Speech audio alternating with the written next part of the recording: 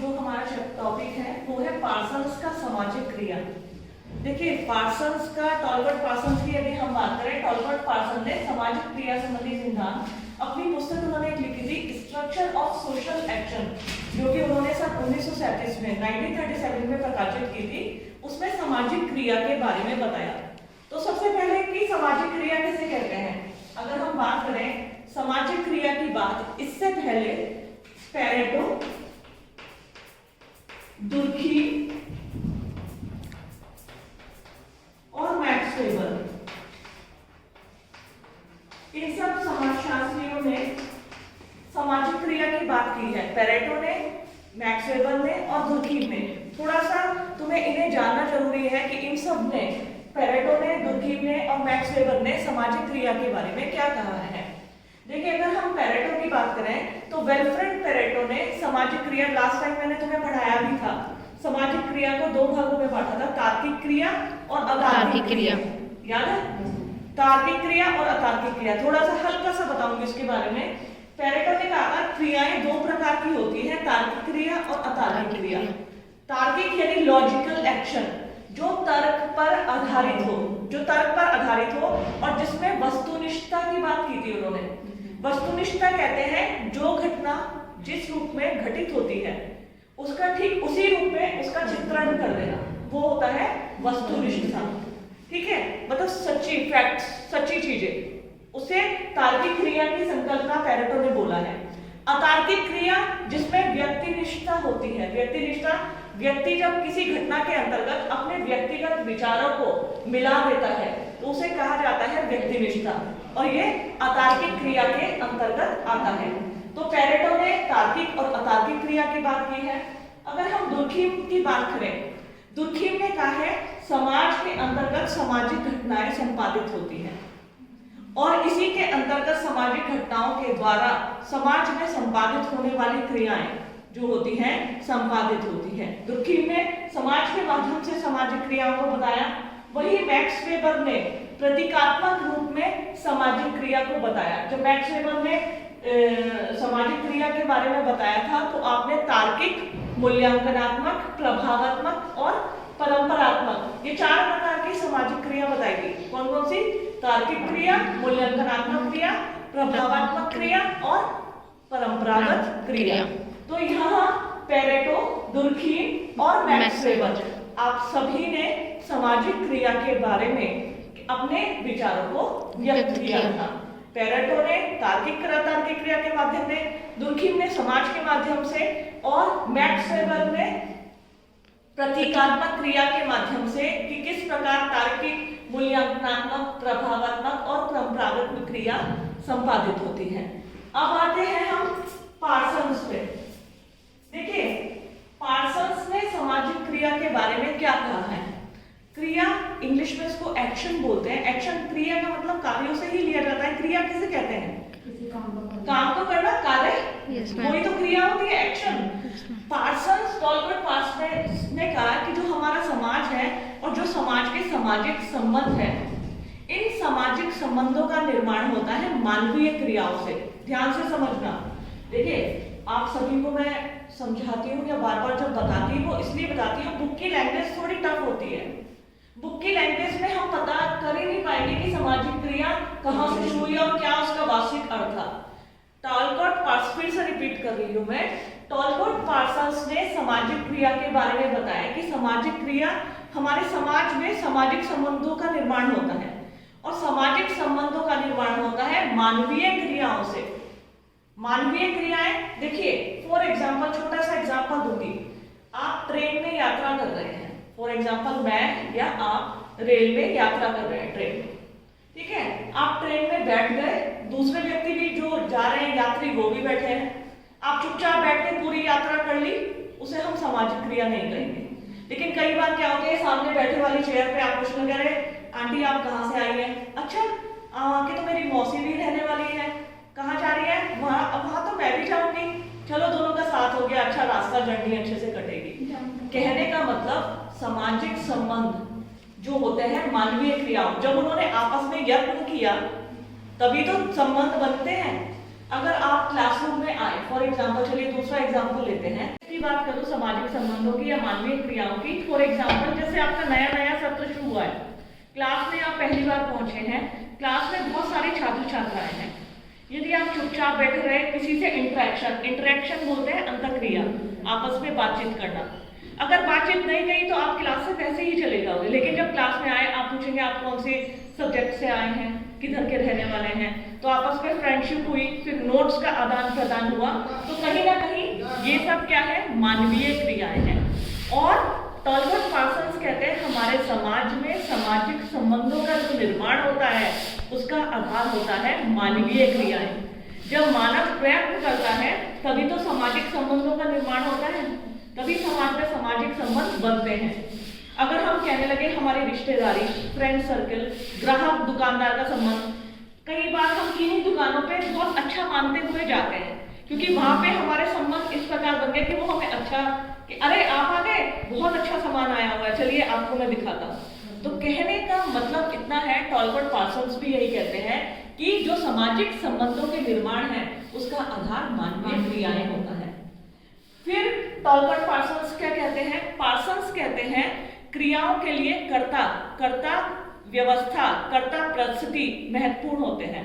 देखिए टॉलबर्ट पार्सन्स ने सामाजिक क्रियाओं के 3 प्रमुख आधार बताए हैं। पहला कर्ता, दूसरा परिस्थिति और तीसरा प्रेरणा। पहला कर्ता, दूसरा परिस्थिति, तीसरा प्रेरणा। अब वो किन्हीं क्रियाओं को सामाजिक क्रिया कहते हैं?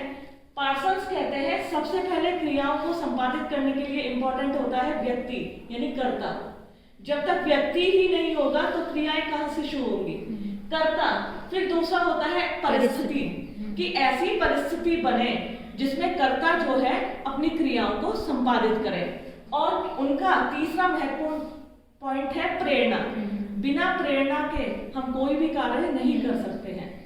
इसको मैं तुम्हें एक एग्जाम्पल से समझाऊंगी। फॉर एग्जाम्पल, आप सभी सुबह सुबह कॉलेज आते हैं, आप सभी कर्ता हैं, व्यक्ति हैं, ठीक है? कॉलेज क्यों आते हैं?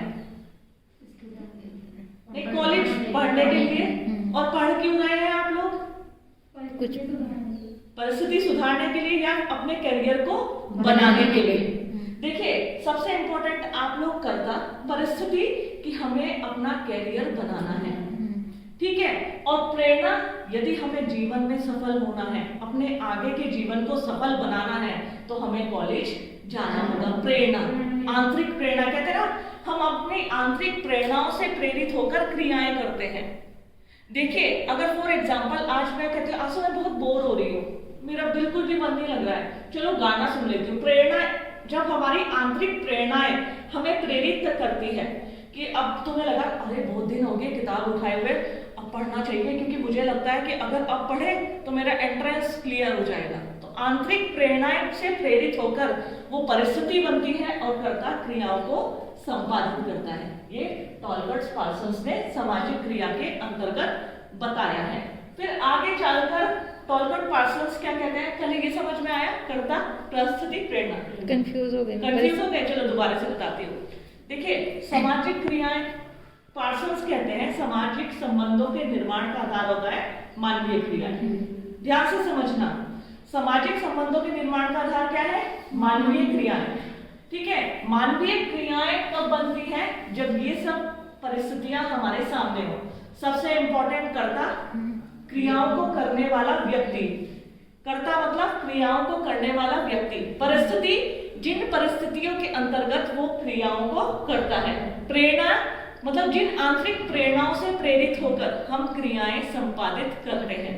तो कर्ता, परिस्थिति और प्रेरणा, ये तीनों तत्व जो होते हैं ये सामाजिक क्रिया के लिए पार्सन्स ने अत्यधिक महत्वपूर्ण बताए हैं। मैम छात्र के उसमें जैसे कर्ता हो गया छात्र, हाँ। परिस्थिति क्या है? परिस्थिति कि आज हमारे माता पिता ने हमें इस लायक बनाया है, हमारी परिस्थिति है, हमारी मम्मी ने फीस जमा कर दी है, सब परिस्थितियां अनुकूल है और तब भी हम ना पढ़े तो ये तो हमारी बेवकूफी होगी। परिस्थितियां, किन्हीं बच्चों की तो परिस्थिति होती भी नहीं है, ना उनके पास फीस होती है, ना ड्रेस होती है, ना उनके पास मोबाइल फोन होता है। तुम तुम अपने आप को खुशकिस्मत समझो, तुम्हारी परिस्थितियां तुम्हारी पढ़ाई के अनुकूल है। तो कर्ता, परिस्थिति, प्रेरणा। अंदर से देखो, परिस्थितियां भी हुई, लेकिन बहुत से व्यक्ति नशा करने में, घूमने फिरने में, घर से कहकर निकले कि हम तो कॉलेज जा रहे हैं, लेकिन जाते नहीं है। प्रेरणाएं भी महत्वपूर्ण है, परिस्थितियां तो है ही है, लेकिन जब तक व्यक्ति के अंदर आंतरिक प्रेरणा या प्रेरणा ना हो तो वो परिस्थितियां और वो इंपॉर्टेंट नहीं होती। तो कर्ता, परिस्थिति और प्रेरणा, ये तीनों सामाजिक क्रिया के लिए क्या होते हैं? अत्यधिक महत्वपूर्ण होते हैं। फिर पार्सन्स क्या कहते हैं? जो हमारी सामाजिक व्यवस्था परिस्थिति में क्रिया होती है, सामाजिक व्यवस्था में क्रिया की बात करते हैं, तो आपने व्यक्तित्व, जिसे हम पर्सनैलिटी कहते हैं, संस्कृति, व्यक्तित्व, संस्कृति और हमारा पर्यावरण। देखिए, ठीक इसी के लेवल में व्यक्तित्व, पर्सनैलिटी, किसी कार्य को करने वाला व्यक्ति, जब कोई व्यक्ति होता है, व्यक्तित्व हमें पर्सनैलिटी क्यों कहते हैं? देखिए, पर्सनैलिटी इन द सेंस हमारे अंदर करने की लगन है या नहीं है, हमारे अंदर बोल्डनेस है, तो ये सब क्या होती है? ये व्यक्तित्व के अंतर्गत आती है, पर्सनैलिटी के अंतर्गत। तो क्रिया में व्यक्तित्व बहुत महत्वपूर्ण होता है। व्यक्तित्व ही वो करता होता है, वो व्यवस्था के अंतर्गत अपने कार्यों को संपादित करता है, उसका व्यक्तित्व। संस्कृति कहते हैं जब हम किसी कार्य को करते रहते हैं, जब हमें किन्हीं उनके नियमों के फलस्वरूप प्रतीकों के रूप में संस्कृति उजागर होती है। इसको एक एग्जांपल से समझाऊंगी, तब तुम समझोगे। त्रिशूल, हिंदू धर्म में तुमने त्रिशूल का महत्व को समझा है? क्या है त्रिशूल? क्या है? पवित्र है। कहाँ पे देखा है त्रिशूल तुमने? मंदिरों में। भगवान जी के पास ऐसा माना जाता है, शंकर भगवान जी ने त्रिशूल का धारण किया था, वो उनका अस्त्र था और उसकी हम पूजा करते हैं। वो एक प्रतीक, त्रिशूल प्रतीक है, ठीक है? त्रिशूल क्या है? प्रतीक ही तो हुआ, लेकिन उस प्रतीक को हम नतमस्तक होते हैं। उसके पीछे रीजन, नतमस्तक होने का रीजन त्रिशूल के पीछे कि उसके पीछे हमारी आध्यात्मिक शक्ति निहित है, ठीक है? तो जब हमारे व्यक्ति किन्हीं कारणों से हमारे पर्यावरण में किन्हीं परिस्थितियों को, प्रतीकों को मानने लगते हैं, उसके सामने प्रतीकों से ही संस्कृति का निर्माण क्या होता है? संस्कृति प्रतीक है।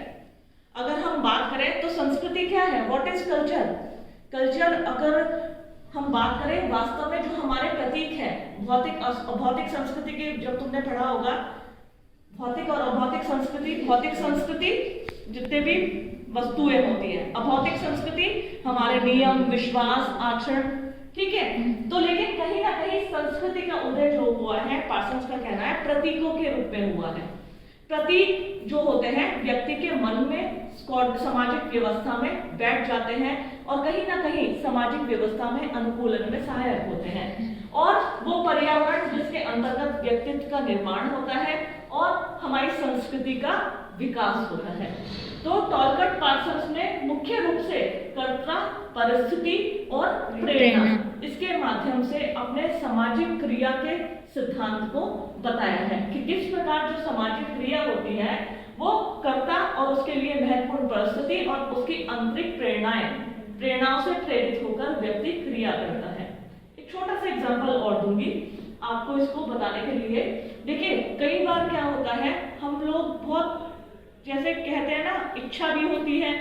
फॉर एग्जाम्पल, हमें किसी कार्य करने की चाहत है, ठीक है? मीनाक्षी का मानना है इसको मॉडल बनना है, ठीक है? मॉडल बनने के लिए जरूरी नहीं है ये अपने शहर में ही मॉडल बने, बड़े मल्टी महानगरों में जाना पड़ेगा, मुंबई, दिल्ली का रुख करना पड़ेगा, बहुत सारे कोर्सेज करने पड़ेंगे, फिर अपने आप को सेल्फ इम्प्रूवमेंट, जिसे कहते हैं सेल्फ इम्प्रूवमेंट करना पड़ेगा। तो इन सब के लिए कर्ता मीनाक्षी हो गई। परिस्थिति, क्या वास्तव में परिस्थितियां इंपॉर्टेंट है? माता पिता भेजेंगे, पैसा भी चाहिएगा, शो में साथ भी चाहिएगा, शो में कुछ व्यक्तियों का परिचय भी चाहिएगा जो मुझे इस यहाँ तक पहुंचा सके, और प्रेरणा कि वास्तव में जो कुछ भी हो जाए मुझे मॉडल बनना ही है। वो प्रेरणाएं, बिना प्रेरणा के तो हम कोई काम कर ही नहीं सकते। तुमने हाल ही में जो रिसर्च प्रोजेक्ट किया है, तुम्हारे अंदर चाहते कि हमें अच्छा करना है, तुमने कटिंग ढूंढी, जब अंदर से प्रेरणाएं थी तभी तो तुमने वो की। फिर माता पिता की तरफ से छूटी कि भैया जाओ तुम रिसर्च करो गांव में जाके, तो परिस्थितियां अनुकूल थी। तो कर्ता, परिस्थिति और प्रेरणा, ये सामाजिक क्रिया में पार्सल्स ने बताया है बहुत महत्वपूर्ण होती है।